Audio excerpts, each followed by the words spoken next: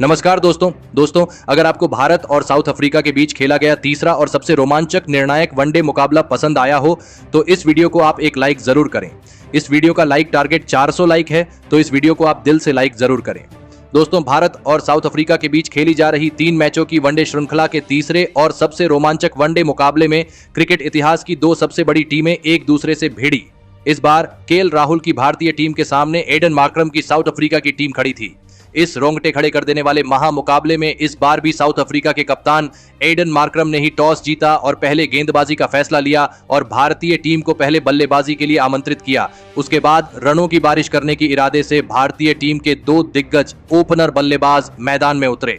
रजत पाटीदार और साई सुदर्शन के कंधों पर इस महामुकाबले में अपनी टीम को एक विस्फोटक ओपनिंग शुरुआत दिलाने की बहुत ही बड़ी जिम्मेदारी थी और इस मुकाबले में डेब्यू कर रहे रजत पाटीदार ने आते ही अपनी गजब की बल्लेबाजी से सभी का दिल जीत लिया। रजत पाटीदार और साई सुदर्शन के बीच 34 रनों की ओपनिंग साझेदारी बन चुकी थी, लेकिन फिर पारी का 5वां ओवर डालने आए नांद्रे बर्गर ने सेट हो चुके रजत पाटीदार को क्लीन बोल्ड कर दिया। रजत पाटीदार 16 गेंद में 22 रन बनाकर आउट हो गए। रजत पाटीदार के आउट हो जाने के बाद अब भारतीय टीम की तरफ से संजू सैमसन बल्लेबाजी करने मैदान में उतरे, लेकिन उनके साथ बल्लेबाजी कर रहे और बेहतरीन फॉर्म में चल रहे साई सुदर्शन को इसी बीच बैरन हेंड्रिक्स ने एलबीडब्ल्यू आउट कर दिया। साई सुदर्शन 16 गेंद में 10 रन बनाकर आउट हो गए। भारतीय टीम ने देखते ही देखते अपने 2 दिग्गज ओपनर बल्लेबाजों को खो दिया था, लेकिन अब मैदान पर कप्तान केएल राहुल आ चुके थे और फिर यहां से संजू सैमसन और केएल राहुल ने भारतीय पारी को संभाला और एक महत्वपूर्ण साझेदारी बनाना शुरू कर दिया और भारतीय टीम के ऊपर जो दबाव बन रहा था उसे धीरे धीरे खत्म कर दिया। इस मुकाबले में संजू सैमसन का बल्ला तूफानी अंदाज से रन बना रहा था, तो वहीं कप्तान केएल राहुल भी अपने बेहतरीन फॉर्म का इस्तेमाल करते हुए संजू सैमसन का साथ बाखूबी निभा रहे थे। दोनों के बीच एक महत्वपूर्ण साझेदारी खड़ी हो चुकी थी। दोनों ने 101 रनों तक भारतीय टीम को पहुंचा दिया था, लेकिन फिर पारी के 19वें ओवर में गेंदबाजी डालने आए व्योन मुल्डर ने कप्तान केएल राहुल को हेनरिक क्लासन के हाथों कैच आउट कर दिया। भारतीय कप्तान केएल राहुल 35 गेंदों में 21 रन बनाकर आउट हो गए। भारतीय टीम ने अपने कप्तान को एक गलत मौके पर खो दिया था, जिस वजह से अब भारतीय टीम फिर एक बार दबाव में थी, लेकिन अब नौजवान तिलक वर्मा सेट हो चुके संजू सैमसन का साथ देने मैदान में उतरे और फिर यहां से संजू सैमसन ने तिलक वर्मा के साथ मिलकर फिर एक बार एक महत्वपूर्ण साझेदारी खड़ी करना शुरू कर दिया और फिर पारी के 28वें ओवर में संजू सैमसन ने अपना अर्धशतक पूरा कर लिया। दोनों की इस साझेदारी ने अब विरोधी कप्तान एडन मार्करम की परेशानियों को बहुत ही बढ़ा दिया था। साउथ अफ्रीका की गेंदबाजी भी अब संजू सैमसन की इस गजब की बल्लेबाजी से डरने लगी थी। दोनों ने मिलकर अपनी अर्धशतकीय साझेदारी भी पूरी कर ली थी। अब तो तिलक वर्मा ने भी अपने हाथ खोलने शुरू कर दिए थे। कोई भी साउथ अफ्रीका का गेंदबाज भारतीय टीम के इन 2 इनफॉर्म बल्लेबाजों को रोक नहीं पा रहा था और फिर पारी के 41वें ओवर में तिलक वर्मा ने भी अपना अर्धशतक पूरा कर लिया। लेकिन दूसरे छोर पर बल्लेबाजी कर रहे संजू सैमसन अब अपने शतक के बहुत ही नजदीक पहुंच चुके थे। संजू सैमसन और तिलक वर्मा ने भारतीय टीम को 117 रनों तक पहुंचा दिया था, लेकिन फिर पारी का 42वां ओवर डालने आए केशव महाराज ने सेट हो चुके तिलक वर्मा को व्यान मुल्डर के हाथों कैच आउट कर दिया। तिलक वर्मा 77 गेंदों में 52 रन बनाकर आउट हो गए, लेकिन अभी भी संजू सैमसन मैदान में मौजूद थे, जिस वजह से साउथ अफ्रीका की पूरी गेंदबाजी दबाव में थी। अब विकेट गिरने के बाद रिंकू सिंह मैदान में उतरे और फिर रिंकू सिंह के साथ मिलकर पारी के 44वें ओवर में संजू सैमसन ने अपने वनडे अंतरराष्ट्रीय करियर का पहला शतक पूरा कर लिया। लगातार खेलने के मौके नहीं मिलने की वजह से संजू सैमसन का करियर खत्म होने लगा था, लेकिन संजू सैमसन ने कभी हार नहीं मानी और उसका फल उन्हें इस मुकाबले में मिला।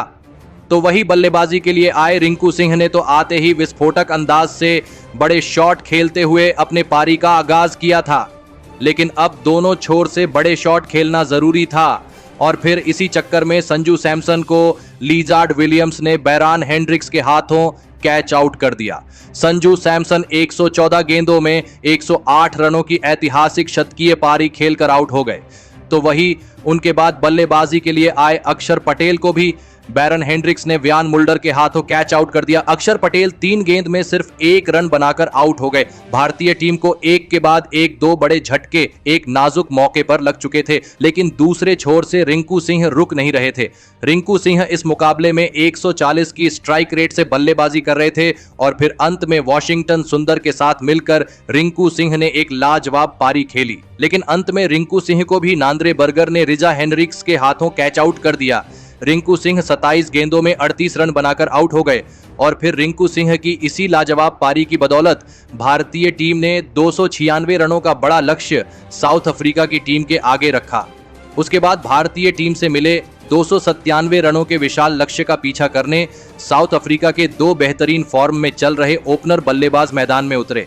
रिजा हेंड्रिक्स और टोनी डे जॉर्जी के कंधों पर इस करो या मरो वाले महामुकाबले में अपनी टीम को एक विस्फोटक ओपनिंग शुरुआत दिलाने की बहुत ही बड़ी जिम्मेदारी थी और इस मुकाबले में भी साउथ अफ्रीका की टीम के इन 2 बेहतरीन फॉर्म में चल रहे ओपनर बल्लेबाजों ने शानदार ओपनिंग शुरुआत अपनी टीम को दिलाई। खास करके पिछले मुकाबले के हीरो और साउथ अफ्रीका की टीम के लिए शतक लगाने वाले टोनी डे जॉर्जी ने इस मुकाबले में भी लाजवाब प्रदर्शन करके दिखाया।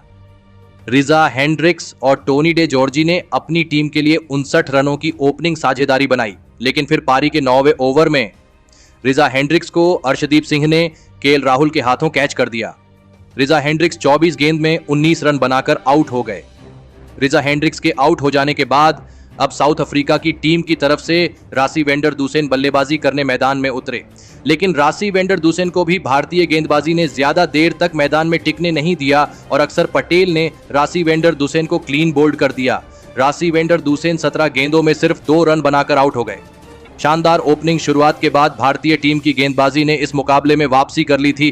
केएल राहुल का हर एक फैसला इस मुकाबले में सही साबित हो रहा था, लेकिन अब साउथ अफ्रीका के कप्तान एडन मार्करम बल्लेबाजी करने मैदान में उतरे और फिर यहां से सेट हो चुके टोनी डे जॉर्जी के साथ मिलकर कप्तान एडन मार्करम ने फिर एक बार एक महत्वपूर्ण साझेदारी खड़ी करना शुरू कर दिया।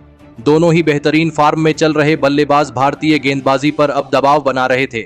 कप्तान एडन मार्करम अपने बल्ले से कप्तानी पारी खेल रहे थे, तो वही टोनी डे जॉर्जी ने दूसरे छोर पर अपना अर्धशतक भी पूरा कर लिया था।